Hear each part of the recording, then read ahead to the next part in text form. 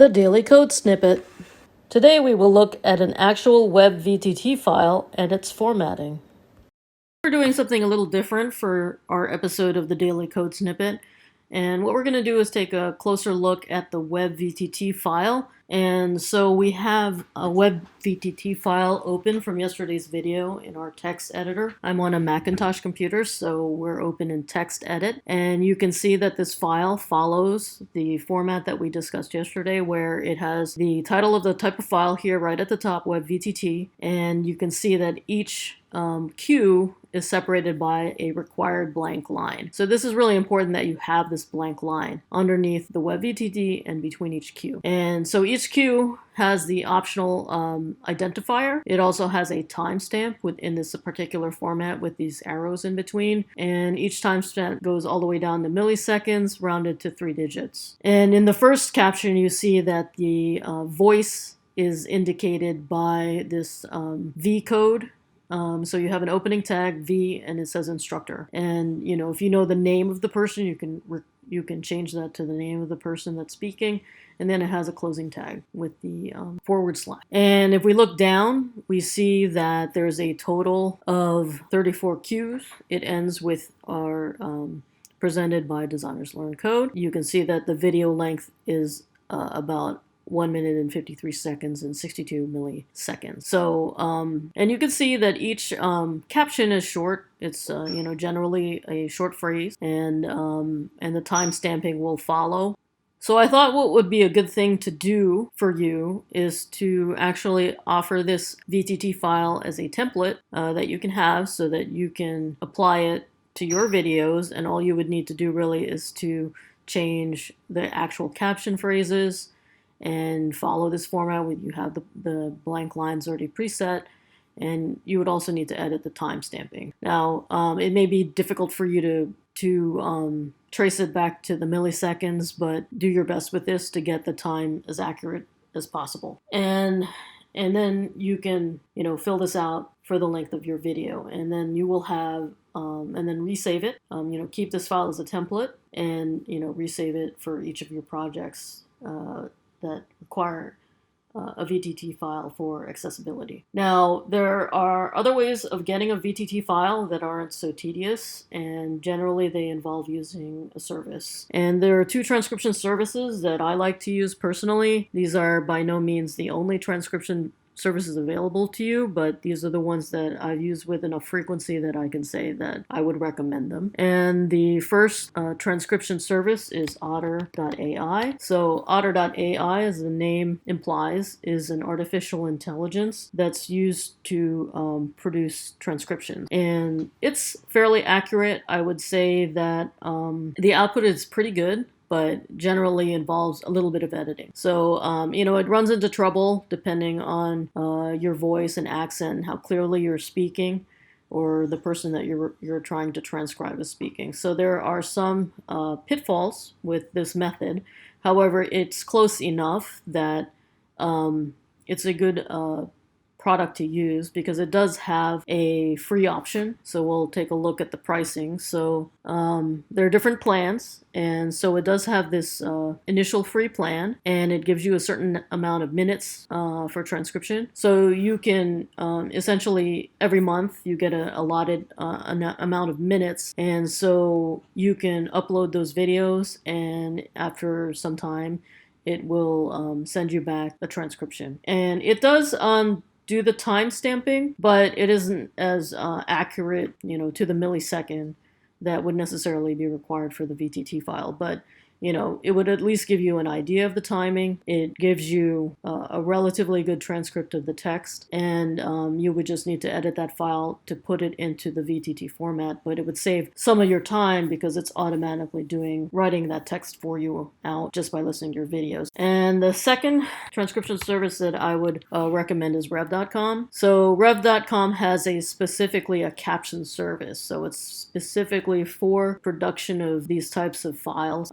There are actually other types of files, but I mainly focused on the VTT file because it's the one that is most compatible, and it is the one that I think that for web that you're for the most part going to be using at this time. Now, things may change in a year or two, the web changes, but for now, WebVTT file will be actually the go-to for web captioning. So if you wanted to do captioning with rev.com, you can see that they have different options here. So they can just do a general transcription, they can do captions, or they can also do foreign subtitling. So we're going to look at the caption option, and you can see that the price isn't terrible. I mean, it's $1.25 for a minute. I mean, my videos are only at most 3 or 4 minutes. The majority of them are only about 2 minutes. So for $2.50, I don't have to create the VTT file myself. I can just pay this service and they'll do it for me. It'll be in the appropriate format. So for a lot of you, this may be a great option if you have this in your budget. And the turnaround time, 24 hours, is pretty good. If your video is very short, like mine are, their turnaround time for my video was only 4 hours. And they'll even have an expedited option for 2 hours, and that expedited option was only $1 more. So if you really need something done quickly, it's possible, and it's not going to break your budget. So I think this is a great option if you really don't have the time to sit there and try to caption your own video and worry about the time stamping to the millisecond. So, and what they do is, well, the difference between Rev.com and Otter is that Rev actually uses professional transcriptionists. So these are human beings doing the captioning. So that is why their accuracy is much better than the machine, because these are actual people who are trained to do this, and they're taking the time to look at your video, and they can sort out things like accents and different things that may be a little bit difficult for the machine to figure out. So this is a very a service that's used by a lot of big companies. I think they do a great job, and again, they can do captioning for a lot of different platforms. And like I said, these two options are not the only options out there, but you can see here in terms of pricing that they're very competitive as compared to some of the other transcription services. So I think if you have the budget for transcription, this is a great option, and it saves you time, and it's not too crazy expensive. And the other thing that they do when you get your file back is they will, humans can make errors, so you would want to go through your video yourself, and it shows you what the captioning is going to look like, which I think is also a nice option. So you'll be able to play your video with the captions, and you can go in here and edit anything that maybe they missed or didn't quite get right. And so you'll edit anything. I have to say that in the video that I was sent, I didn't notice anything particularly wrong. And then once your file is to your satisfaction, you can then export it into the format that you need. And of course, in our case, we're going to do a .vtt. So they guarantee 99% accuracy. I've kind of found that they are pretty good with that estimate. The transcriptions that I've gotten from rev.com, I've done much longer videos. I've done some of the course videos that I produce that may be over an hour long with them, and they do a great job. It's much better than the artificial intelligence. It's also much more expensive, but again, trying to do transcription yourself is a bit of a tedious job.